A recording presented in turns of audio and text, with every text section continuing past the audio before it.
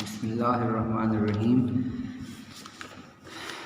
आज हम स्टार्ट करेंगे ICS पार्ट 2 की बुक से लेक्चर नंबर 58 और जो टॉपिक हमने इसमें डिस्कस करना है वो इस चौथे चैप्टर का सेकंड लास्ट हमारा टॉपिक है ट्रांजिटिव डिपेंडेंसी।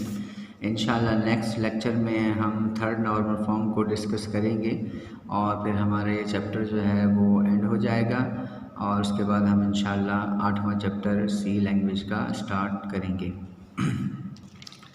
तो ट्रांजिटिव डिपेंडेंसी का जो टॉपिक है इसका पहले क्वेश्चन को देख लेते हैं। What is transitive dependency, transitive dependency क्या होती है और what anomalies arise due to transitive dependency, कि जब ट्रांजिटिव डिपेंडेंसी हमारे रिलेशन में एग्जिस्ट करेगी तो हमें कौन कौन सी एनोमलीज यानी कि कौन कौन से प्रॉब्लम्स का जो है ना वो फेस करना पड़ेगा। सबसे पहले ट्रांजिटिव डिपेंडेंसी को देख लेते हैं। इसकी डेफिनेशन को इंतहाई आसान ये है हमारा, लेकिन एक बात आप ध्यान में रखें कि MCQs भी ये बनकर आ सकता है कि वो कौन सी डिपेंडेंसी है कि जो कि नॉन की एट्रीब्यूट्स के दरमियान पाई जाती है। Which dependencies exist between two non key attributes, कौन सी डिपेंडेंसी है जो कि दो नॉन की एट्रीब्यूट्स के दरमियान पाई जाती है। तो उसका जवाब ये होगा कि ट्रांजिटिव डिपेंडेंसी एक ऐसी डिपेंडेंसी है जो कि की और नॉन के दरमियान नहीं बल्कि दो नॉन की एट्रीब्यूट्स के दरमियान जो है ना वो पाई जाती है। बहुत ही इम्पॉर्टेंट है ये डिपेंडेंसी और है भी बहुत आसान। It is a type of functional dependency between to और मोर नॉन की एट्रीब्यूट्स। यहाँ आपने इस बात को फोकस करना है कि ये एक ऐसी डिपेंडेंसी है जो दो नॉन की एट्रीब्यूट्स के दरमियान एग्जिस्ट करती है। Transitive dependency exists if a non-key attribute depends on any other non-key attributes. Transitive dependency उस वक़्त एग्जिस्ट हो जाती है जब एक नॉन की एट्रीब्यूट जो है किसी दूसरे नॉन की एट्रीब्यूट पर डिपेंड कर रहा हो, यानी कि इसमें की एट्रीब्यूट का कोई भी अमल दखल नहीं होगा, सिर्फ दो नॉन की एट्रीब्यूट्स ही एक दूसरे को डिटरमिन कर रहे होंगे। चेक कर लेते हैं इसको। A relation is not in third normal form, एक रिलेशन जो है वो थर्ड नॉर्मल फॉर्म में नहीं होगा। वजह if the value of a non key attribute, अगर एक नॉन की एट्रीब्यूट की वैल्यू डिटरमिन कर रही हो the value of another non key attribute, किसी दूसरे नॉन की एट्रीब्यूट की वैल्यू को, यानी कि अगर एक नॉन की एट्रीब्यूट के जानने से हमें दूसरा नॉन की एट्रीब्यूट की वैल्यू मुकम्मल तौर पर मिल जाए तो हम उसे कहते हैं कि there exist transitive dependency. Suppose we have the following relation. अब हम एक रिलेशन को सपोज करते हैं, उसका नाम स्टूडेंट है और उसमें SID, SNAME, date of birth और एज जो है ना हमने ये सपोज कर लिए हैं कि इसमें एट्रीब्यूट है। अगर इसमें हम देखें तो हमारे पास SID एक की एट्रीब्यूट है और ये जो तीनों हैं ये हमारे पास नॉन की एट्रीब्यूट्स हैं।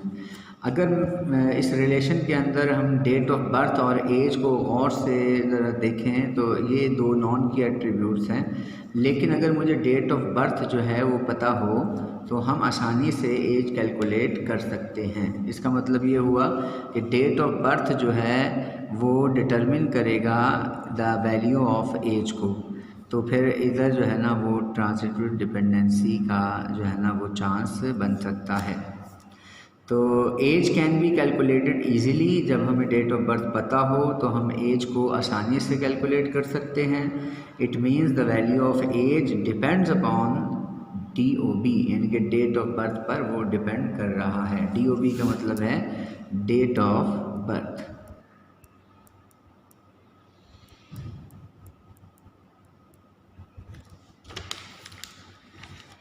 तो so there exist transitive dependency between two non key attributes और इंशाल्लाह इस एट्रीब्यूट इस डिपेंडेंसी को हम नेक्स्ट लेक्चर में रिमूव करेंगे ताकि हम अपने रिलेशन को थर्ड नॉर्मल फॉर्म में आसानी से लेकर आ सकें।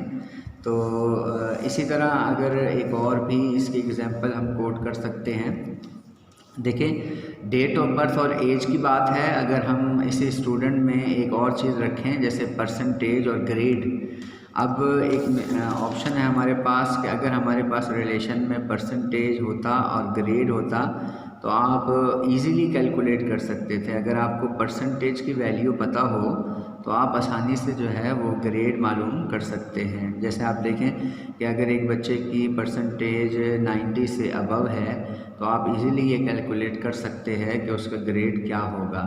तो इस तरह की एग्जांपल भी हम कोट कर सकते हैं ट्रांजिटिव डिपेंडेंसी को समझने के लिए। और इस रिलेशन के अंदर अगर ट्रांजिटिव डिपेंडेंसी पाई जाएगी तो फिर हमें कुछ, क्योंकि ये रिडंडेंसी भी क्रिएट करती है। अगर आपको याद हो, हमने देखा था कि डेट ऑफ बर्थ और एज दो सेम एट्रीब्यूट्स हैं, जिसकी वजह से रिडंडेंसी भी हो जाती है कि एक ही इंफॉर्मेशन हमने दो मुख्तलिफ फॉर्म्स में स्टोर कराई हुई है। तो इसको हम जो है ना वो रिडंडेंसी की वजह से एनोमलीज़ पैदा हो सकती हैं, जैसे कि इंसर्शन एनोमली, डिलीशन एनोमली और मॉडिफिकेशन एनोमली। अगर हम अपने डेटाबेस में कोई चीज़ इंसर्ट करना चाहें तो इस ट्रांजिटिव डिपेंडेंसी की वजह से मुश्किलात हमें फ़ेस करनी पड़ेंगी, प्रॉब्लम्स और डिफ़िकल्टीज़ को फ़ेस करना पड़ेगा डिलीशन के वक्त भी और मॉडिफिकेशन के वक्त भी। तो हमें ट्रांजिटिव डिपेंडेंसी को ज़रूर रिमूव करना चाहिए और इस तरह हमारा जो है ना वो टेबल भी सिंपल भी हो सकता है और हमारा बल्कि जो है ना वो कंसिस्टेंट डेटाबेस की तरफ एक कदम भी होगा। तो इंशाल्लाह नेक्स्ट लेक्चर में हम थर्ड नॉर्मल फॉर्म को डिस्कस करेंगे। उम्मीद है आपको ट्रांजिटिव डिपेंडेंसी की समझ आ गई होगी। अपना ख्याल रखिएगा। Stay home, stay safe.